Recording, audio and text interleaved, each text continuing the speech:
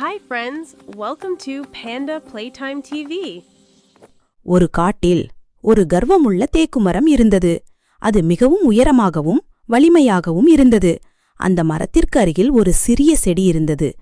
தேக்குமரம், நான் மிகவும் அழகாகவும் பலமாகவும் இருக்கிறேன், என்னை யாராலும் தோற்கடிக்க முடியாது என்று கூறியது.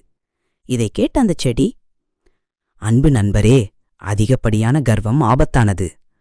வலிமையானவர்கள் கூட ஒரு நாள் வீழ்வார்கள் என்று பதிலளித்தது. தேக்குமரம் அந்த செடியின் வார்த்தைகளை பொருட்படுத்தவில்லை. அது தொடர்ந்து தன்னைத்தானே புகழ்ந்து கொண்டது. ஒரு நாள் பலத்த காற்று வீசியது. தேக்குமரம் அசையாமல் உறுதியாக நின்றது. மழை பெய்தபோதும் தேக்குமரம் தன் இலைகளை விரித்து வலிமையாக நின்றது. இந்த நேரங்களில் அந்த செடி பணிவுடன் தலைகுனிந்து கொள்ளும்.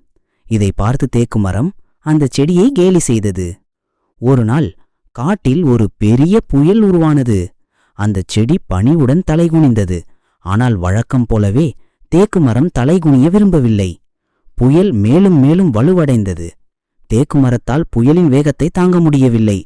அதன் வலிமை குறைந்து வருவதை அது உணர்ந்தது. அது நிமிர்ந்து நிற்க தன்னால் முடிந்தவரை முயற்சி செய்தது.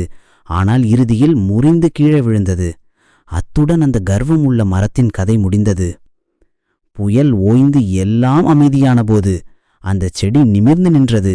அது சுற்றி பார்த்தபோது கர்வத்துடன் நின்ற தேக்குமரம் விழுந்து கிடப்பதை கண்டது.